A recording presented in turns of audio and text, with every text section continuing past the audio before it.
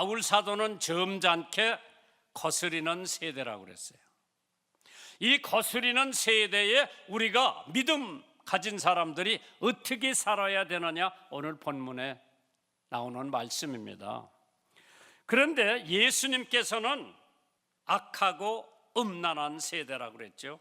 마태복음 12장 39절에 예수께서 대답하여 가라사대 악하고 음란한 세대가 표적을 구하나 선지자 요나의 표적밖에는 보일 표적이 없느니라. 마태복음 17장 17절에 예수께서 대답하여 가라사대 믿음이 없고 패역한 세대여, 내가 얼마나 너희와 함께 있으며 얼마나 너희를 참으리요, 그를 이리로 데려오라 하시더라. 베드로는 바울보다 더 강력한 얘기를 했죠. 베드로는 말을 잘해요. 시키지 않아도 말 잘하는 사람이 베드로예요. 제자들 중에서 제일 먼저 발언하는 사람이 베드로예요. 그런데 베드로가 뭐라고 했습니까? 사도행전 2장 40절에 또 여러 말로 확증하며 고하여 가로되 너희가 이 패역한 세대에서 구원을 받으리라. 베드로는 패역한 세대라고 그랬어요. 썩어져가는 세대라고 그랬죠.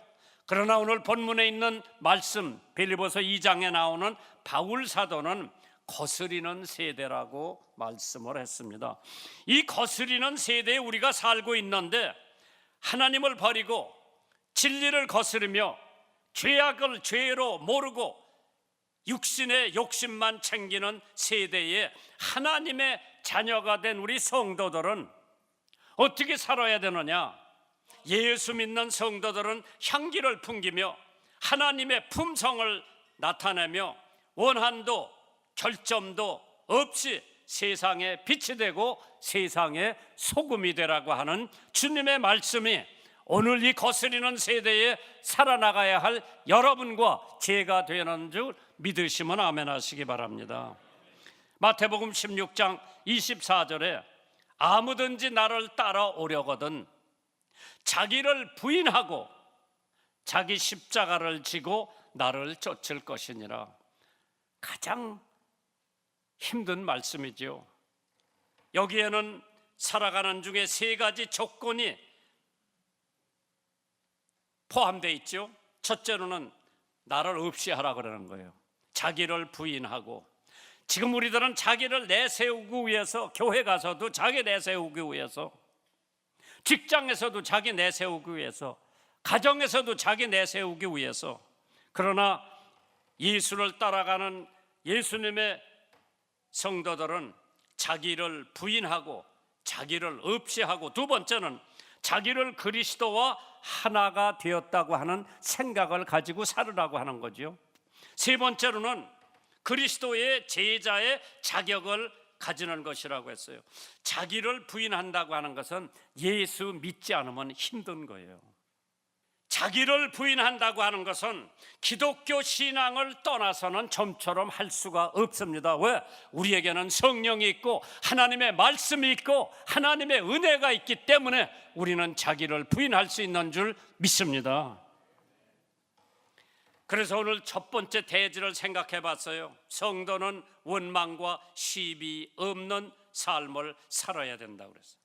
빌립보서 2장 14절에 모든 일에 원망과 시비가 없이 하라. 이스라엘 백성들이 얼마나 원망을 많이 했습니까? 고린도전서 10장 10절에 너희 중에 어떤 이들이 원망하다가 멸망시키는 자에게 멸망하였나니 너희는 저와 같이 원망하지 말아라. 이스라엘 백성들은 광야에서 모세와 아론에게 얼마나 원망을 많이 했습니까? 물 없다고 원망했어. 마늘이 없다고 원망했어. 고기가 없다고 원망했습니다. 음식이 없다고 원망을 했죠. 하나님께서 만나를 내려보냈어요. 그것만 몇 달 먹다 보니까 이것도 실증이 나니까 고기 안 준다고 원망해서 하나님이 뭘 내려보냈어? 메추라기를 내려보냈어. 메추라기 맛있어요. 꽁고기보다 맛있는 게 메추라기예요.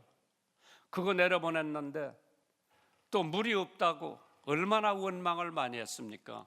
그때 하나님께서 원망하는 자는 천국을 받지 못할 것이요 천국을 받는 자는 원망을 못한다고. 참 사소한 일 가지고 우리들이 원망을 얼마나 많이 했는지 한번 생각을 해보세요.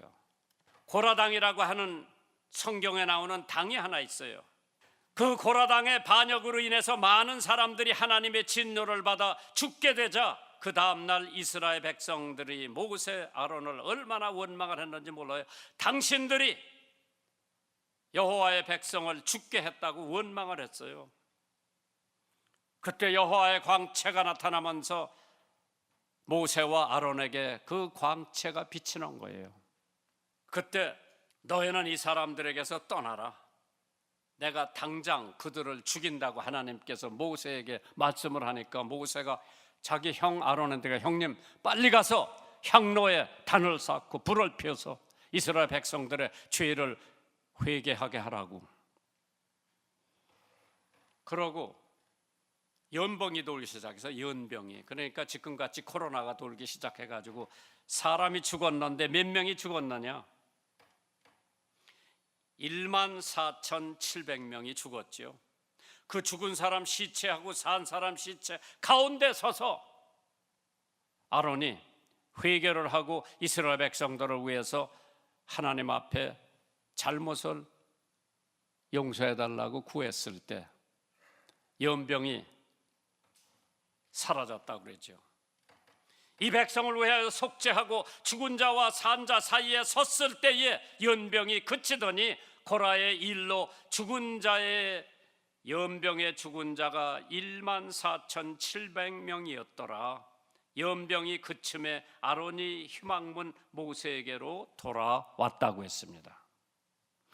과연 이 코로나가 전 세계를 지금 뒤엎고 있는데 무엇이 이 코로나를 없애버릴 수가 있나? 하나님의 백성들이 죽은 자와 산 자 중간에서 하나님 앞에 회개하고 엎드려서 기도할 때에 이 코로나의 연병도 사라질 수가 있는 줄 믿으시기 바랍니다. 두 번째로 시비하지 말라고 그랬죠. 빌립보서 2장 14절에 모든 일에 원망과 시비가 없이 하라. 서로 다투며 논쟁하는 것은 정치나 학술이나 예술이나 평론하는 간혹 유익이 되는 수도 있지만은 대부분 해를 가져온다고 했습니다. 한번 원망과 시비의 바람이 불고 나면은 단결이 파괴되죠. 기쁨이 소멸됩니다.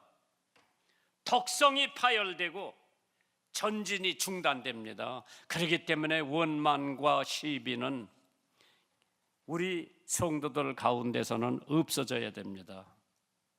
굉장히 중요하지요. 우리들의 삶에 대해서 예수 믿는 사람들이 어떻게 살아야 되느냐? 보스턴 레드삭스라고 하는 프로팀이 있어요. 보스턴 레드삭스가 시범 게임으로 볼드모 오리오스라고 하는 구단하고 이제 시합을 하는데 볼드모 오리오의 투수가 존 맥그로게요. 존 맥그로, 이 사람이 볼을 던지는데 이게 미끄러져 가지고 지금 때리려고 기다리고 있는 사람 머리에 쳤어. 종종 있는 일이죠. 근데 이 사람이 화가 나니까 배트방맹이를 내버 던지고 마운트에 가가지고 지금 피처하고 싸움이 붙었어. 그러니까 덕아웃, 거기 있는 선수들 코치들이 다 나와서 이쪽에서 다 나와서 싸움이 붙었어. 이거 사실 있었던 얘기요. 관중들이 레드삭스 응원하는 관중하고 오리오 응원하는 관중들이 싸움이 붙었어. 수라장이 된 거예요. 누가 불을 붙여놨어. 야구장에다가. 야구장이 불을 타면서 그 근처에 있는 건물 100채가 소실됐어요. 사소한 시비, 그걸 못 참아서 그 사람은 당연히 일루에 가게 돼 있어. 공짜로 때리지 않고 여기 맞았으니까. 그걸 못 참아서 싸움이 시작돼 가지고 100채의 건물이 소실이 됐어요. 얼마나 시비 하나가 무서운지 생각을 해볼 수 있는 얘기인데, 잠언 20장 3절에 다툼을 멀리하는 것이 사람에게 영광이거늘 미련한 자마다 다툼을 일으키느니라. 두 번째 대지가 뭡니까? 오늘 흠없고 순전한 삶을 거스리는 세대의 성도들은 살아야 된다고 그랬어요. 이 거스리는 세대, 이 패역한 세대, 믿음이 없는 이 세대에 우리가 어떻게 살아야 되느냐? 흠이 없고 순전한 삶을 살아야 한다고 했습니다. 빌립보서 2장 15절에 이는 너희가 흠없고 순전하여 어그러지고 거스리는 세대 가운데서 하나님의 흠없는 자녀로 세상에서 그들 가운데 빛들로 나타내라고 그랬어요. 책망할 것이 없도록 살아가야 된다. 골로새서 1장 22절에 이제 그의 육체의 죽음으로 말미암아 화목해 하사, 예수님이 육체에 돌아가심으로써 죄인과 하나님을 화목해 하사 너희를 거룩하고 흠없고 책망할 것이 없는 자로 그 앞에 세우고자 하셨느니라. 책망 받을 게 없고 흠이 없고 순전한 삶을 살아야 하는 것이 우리들의 의무지요. 이스라엘 백성들은 전쟁이 일어나면 임금님이 선두에 나가서 싸워야 돼요. 그런데 다윗이라고 하는 왕이 그날 왕궁에서 낮잠을 자고 지금 치열한 전투가 벌어져 있고 요압이라고 하는 장군이 최전방에서 지금 싸우고 있는데 낮잠을 자고 지붕 위에 거닐었다고 그랬어. 거기 올라가서 이렇게 내려다 보니까 이웃집에서 이쁜 여자가 목욕을 하고 있는 거라. 저 여자가 누군가 알아봐라. 우리아의 아내, 지금 요압 장군과 최일선에서 전쟁터에서 싸우고 있는 요 우리아의 아내라고 그래서 데려오라고 그랬어. 동침을 했다고 그랬어요, 성경에. 그 여자가 돌아가서 얼마 있다가 임신이 됐다고 대통령은 임금한테 보고가 들어간 거예요.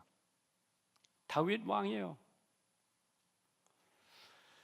그래서 그럼 누구의 아내인가 알아봐라. 우리아의 아내. 우리아를 보니까 지금 최전방에서 싸우고 있는데 그 사람 휴가를 줬다. 요압 장군에게 보내라고 그래서 휴가를 타 가지고 왔어. 이 성경에 나와요. 재밌어요. 이 친구가 휴가 왔으니까 자기 집에 가서 잘 줄 알았는데 안 자고 임금님 궁전 뜰 바깥에서 거기서 보초 서는 사람들하고 같이 자고 먹고 그래서 안 가는 거예요, 자기 집을. 임금이 불렀어. 너 왜 휴가 왔으면 너희 집에 가서 마누라하고 자고 쉬었다가 다시 전방에 가지 안 갔느냐 그러니까 그 양반 뭐라 그랬는지 알아요?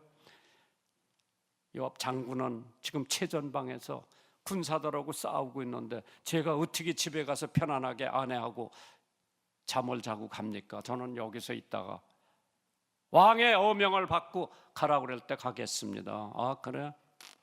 그럼 하루 더 있다가 술을 먹이고 임금님이 자기 상에서 밥을 먹이고 술이 잔뜩 취했으면 자기 집이 갈 줄 알았거든요. 술 먹고도 자기 집이 안 가고 왕궁 뜰에서 다른 사람들하고 같이 지내다가 그게 임금님 귀에 들어가니까 뭐라고 그랬어요? 편지를 하나 씁니다. 이거 요압 장군에게 갖다 전해라. 뜯어보지도 않고 자기는 이걸 가지고 장군한테 가져갑니다. 장군이 뜯어보니까 너는 뒤로 후퇴를 하고 우리아를 최전방으로 갖다 놔라. 그래서 그가 마저 죽게 하라고 하는 편지를 써가지고 최전방에 장군한테 갖다 주고 자기는 뒤로 가고 이 사람은 전방에 갖다 놨는데 화살에 맞아서 죽었어. 전갈이 갑니다. 우리아가 죽었다고 전갈이 갔는데 만약 임금이 왜 그렇게 가깝게 전선에 가서 싸우다가 사람 몇이 죽었어요.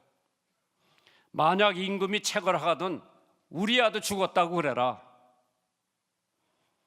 그래 수고했다고 그러고 우리아의 아내를 데려다가 자기 아내로 삼았어요. 임금이니까 자기 마음대로 할 수 있다고 생각을 한 거예요. 근데 나단이라고 하는 선지자가 있어서 갑자기 임금을 찾아가서 난 그거 보면서 야, 참 멋있는 나라다. 선지자가 임금한테 찾아갔어. 돌려서 얘기를 합니다. 지혜가 있는 사람이지요. 어떤 동네에 부자가 살고 가난한 사람이 살고 있었는데 부잣집에 손님이 왔다고 그랬어요. 거기는 양도 많고 소도 많고 뭐 짐승도 많은데 가난한 사람은 암놈 양 한 마리를 키워서 애들하고 자기 식구하고 같이 먹고 같이 자는데, 그 부자가 자기 양을 잡지 않고 이 가난한 사람의 양을 뺏어다가 잡아서 손님 대접을 했는데, 임금님 생각은 어떠십니까? 그냥 임금님이 노발대발한 거예요. 어떻게 그런 일이 우리나라에 있을 수 있느냐? 그건 죽일 놈이다. 그건 나쁜 놈이다. 4배를 갚아라. 그 양 뺏어간 사람한테. 그때 나단 선지자가 뭐라고 그러는지 아십니까? 그게 12장에 나와요. 사무엘하 12장에. 그렇게 한 사람이 바로 당신이요. 최대 권력을 누리고 충성스러운 군인의 아내를 자기 아내로 삼는 그 당신이요. 참 다윗 왕도 위대한 왕이에요. 40년 동안 그 나라를 통치했는데 그때 회개하는 거예요. 자기가 잘못했다고 회개를 합니다. 회개를 하더라도 거기서 태어난 아들은 죽었어. 하나님 애누리 없지요. 성경에 읽어보니까 다윗이 얼마나 울었던지, 그 아이가 죽었을 때 요가 눈물에 떴다고 그랬어. 얼마나 많이 울었으면, 이건 뭐 표현이지만은 성경에 요가 뜰 수 있을 정도로 다윗은 회개하며 눈물을 흘렸다고 그랬죠. 그러니까 하나님이 다윗 용서해 준 거예요. 순전하게 살아야 할 임금, 흠없이 살아야 할 그 거슬려가는 세대에 그런 짓을 한 다윗도 하나님 앞에 회개하고의 용서를 받았습니다. 두 번째로 순전함으로 살라 그랬어요. 욥기 1장 1절에 우스 땅의 욥이라 이름하는 사람이 있었는데 그 사람은 순전하고 정직하여 하나님을 경외하며 악에서 떠난 자라. 참 욥 멋있는 사람이죠. 욥기 1장 8절에 여호와께서 사단에게 이르시되 네가 내 종 욥을 유의하여 보았느냐? 그와 같이 순전하고 정직하여 하나님을 경외하며 악에서 떠난 자가 세상에 없느니라. 세 번째 대지가 있다고 아까 같으면 빛을 발하는 삶을 이 거스리는 세대에 살라고 우리들에게 바울 사도가 권면합니다. 빌립보서 2장 15절에 이는 너희가 흠이 없고 순전하여 어그러지고 거스리는 세대 가운데서 하나님의 흠 없는 자녀로 세상에서 그들 가운데 빛들로 나타내라고 그랬어요. 빛을 나타내며 살아가는 성도가 되어야 되죠. 세상의 빛이라고 그랬어요, 우리를. 요한복음 8장 12절에 예수께서 또 일러 가라사대 나는 세상의 빛이니 나를 따르는 자는 어두움에 다니지 아니하고 세상의 빛을 얻으리라. 예수님이 세상의 빛 되신 것처럼 예수님을 따라가는 우리들도 세상의 작은 빛이라고 했습니다. 중국에 간 한 선교사가 어떤 중국 사람에게 당신은 복음에 대해서 들어본 적이 있느냐고 물어보니까 그 중국 사람이 아닙니다. 저는 복음에 대해서 자세히 들어본 적이 없습니다. 그러나 나는 그 복음을 본 적은 있습니다. 우리 동네에 불량자 중에 불량자가 하나 있는데 그 사람이 화를 한번 내면 동네가 벌벌벌벌 떨고 있을 정도로 무서운 사람이 하나 있었는데 야생동물처럼 매우 포악하고 사나웠습니다. 또한 아편도 사용하고 있었습니다.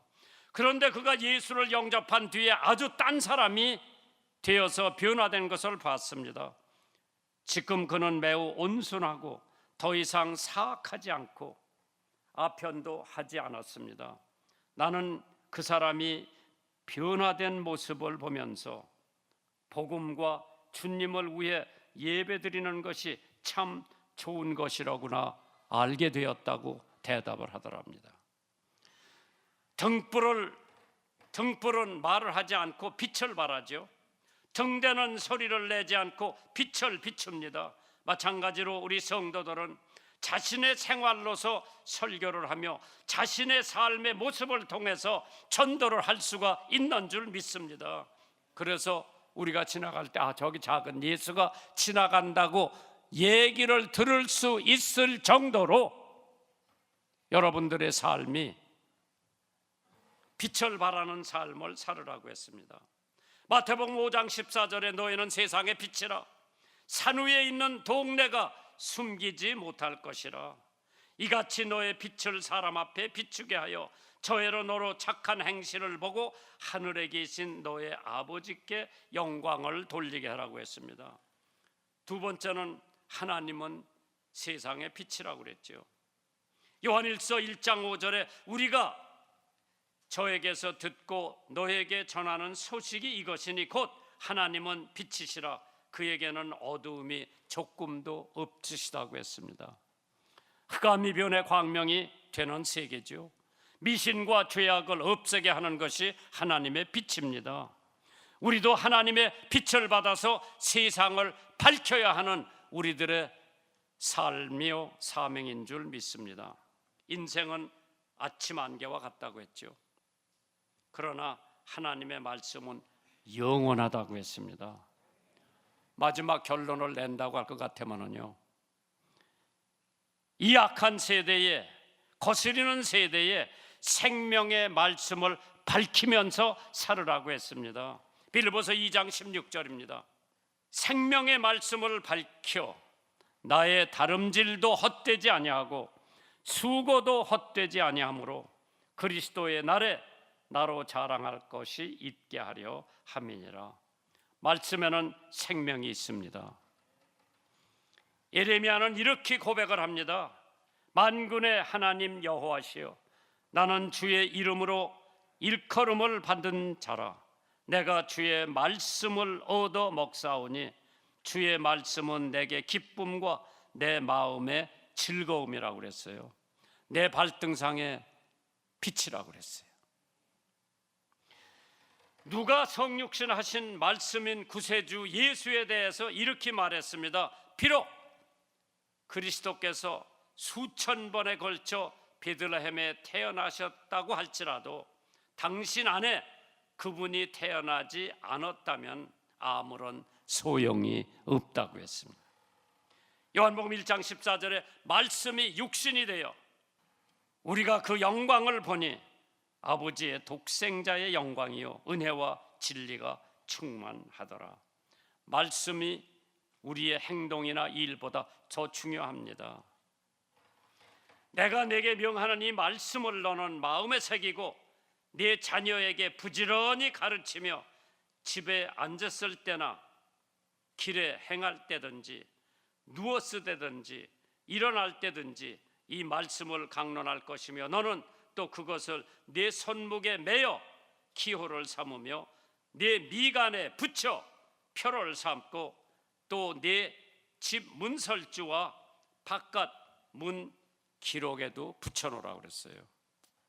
참 하나님께서 마르다는 예수님 대접하기에 분주하게 왔다 갔다 했는데 마리아는 예수님 발 앞에서 말씀을 듣고 있었을 때에 마르다가 내 동생은 나 좀 와서 도와주지 않느냐고 예수님을 원망합니다. 그때 예수님께서 마르다야 마르다야, 너는 세상에서 분주하게 왔다 갔다 하지만은 마리아는 그거보다 더 좋은 것을 택해서 주님의 입에서 나오는 말씀을 듣고 있었다고 하는 얘기. 복음은 곧 생명의 말씀이라고 그랬죠. 참 하나님께서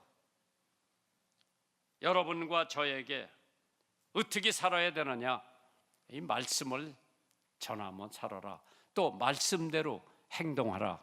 그렇게 되어야 세상이 변한다. 우리의 행위, 말씀을 통해서 살고 있는 그 사람의 행위가 세상을 바꿔놓을 수가 있고 이웃을 바꿔놓을 수가 있는데, 시편 37편 5절에 너의 길을 여호와께 맡기라. 저를 의지하면 저가 이루신다고 그랬어요. 하나님 앞에 맡기는 삶을 살아야 될 줄 믿습니다.